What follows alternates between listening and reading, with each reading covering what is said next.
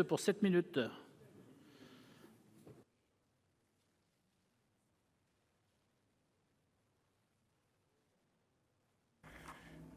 Monsieur le Président, Monsieur le Ministre, Monsieur le Rapporteur général, mes chers collègues. Monsieur le Ministre, je voudrais d'abord vous souhaiter la bienvenue dans notre Assemblée de la part du groupe RDSE, qui est le groupe le plus ancien du Sénat. Et vous souhaitez donc... Oui, Joseph Caillot, c'est ça. Et vous souhaitez donc bonne réussite dans vos nouvelles fonctions.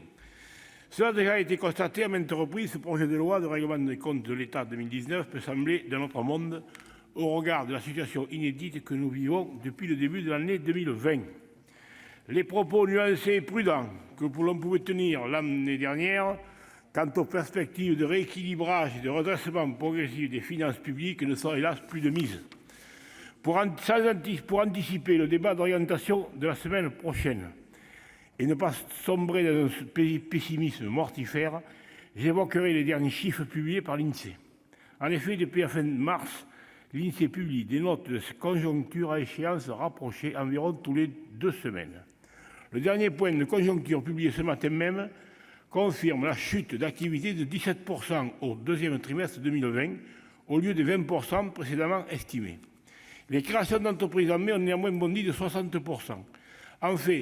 Enfin, il est fait état d'une récession de 9% et non de 11% en 2020. Ce résultat reste encore très incertain, car il faudra attendre la fin de l'année pour le confirmer, mais cela tempère très modestement les prévisions les plus pessimistes.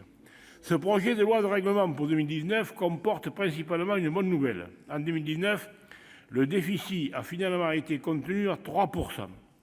Pourtant, les mesures de 17 milliards d'euros prises pendant le mouvement des Gilets jaunes, en particulier la prime exceptionnelle pour les pouvoirs d'achat, avaient fait craindre un dérapage des finances publiques. In fine, le solde 2019 est donc relativement fidèle à la loi de programmation 2017, ce qui mérite d'être souligné. De même, l'endettement s'était stabilisé autour de 98% du PIB.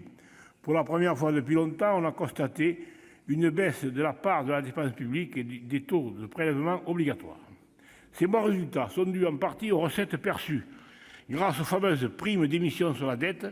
Les primes d'émission ou produits d'avance constituent une ressource estimée par certains à plus de 90 milliards d'euros, accumulés depuis 10 ans, depuis la mise en place de la politique d'assouplissement quantitatif de la BCE et le phénomène de taux d'intérêt durablement bas.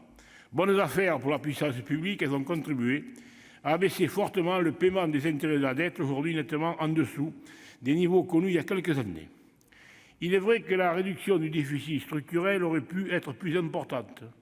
Le pilotage des dépenses de l'État apparaît toujours d'une grande complexité et pas toujours d'une grande lisibilité, compte tenu des masses financières en jeu et de la multiplicité des administrations, chacune avec leur propre gestion du personnel. Je renverrai ici à l'excellent rapport d'information du rapporteur général sur la maîtrise de la masse salariale de l'État qui remonte déjà à 2015. L'analyse du budget par mission appelle quelques commentaires. En tant que co-rapporteur spécial avec Yvon Collin du budget de l'aide publique au développement, je salue la hausse d'1 milliard d'euros des restes à payer, c'est-à-dire la différence entre les autorisations d'engagement et les crédits de paiement, concernant principalement le programme 209, Solidarité à l'égard des pays en développement. Ces crédits supplémentaires correspondent à l'engagement présidentiel d'augmenter la part de l'aide au développement dans la richesse nationale, objectif assorti d'une volonté de rééquilibrage entre l'aide bilatérale plutôt que multilatérale et vers les dons plutôt que les prêts. Cette politique permettra de replacer la France à un niveau comparable à ses voisins, Allemagne, Royaume-Uni, car c'est aussi un outil du rayonnement à l'étranger, n'en déplaise aux critiques qui ont pu s'exprimer dans cette Assemblée.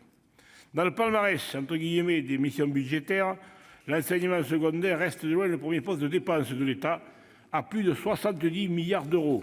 Situation paradoxale, alors que la rémunération des enseignants est nettement inférieure à la moyenne de l'OCDE.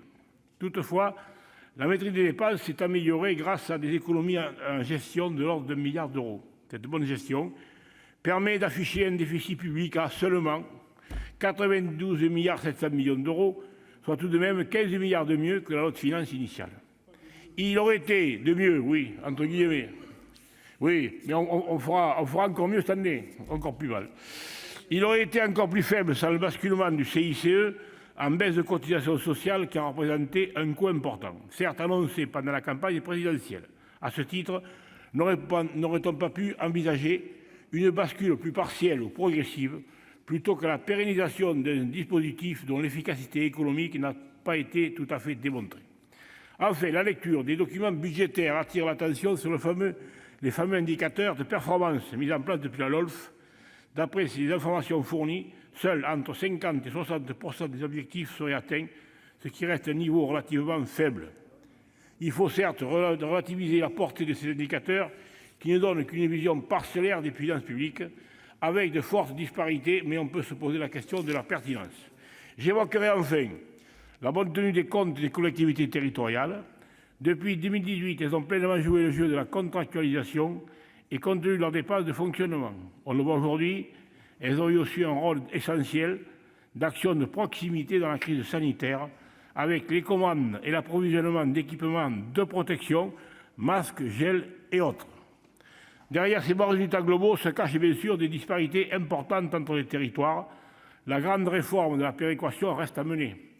Les résultats des élections municipales ont révélé le fossé toujours plus important entre la France des métropoles et celle des petites villes et des campagnes, qui tendent à choisir des options politiques de plus en plus différentes. En conclusion, l'exercice budgétaire 2019 restera comme un moment de gestion améliorée des deniers publics qui aideront, espérons-le, à affronter le défi inédit qui est aujourd'hui le nôtre. En l'absence d'amendements déposés sur ce texte et après les quelques modifications mineures à l'Assemblée nationale, les membres du groupe RDSE voteront en majorité en faveur de son adoption.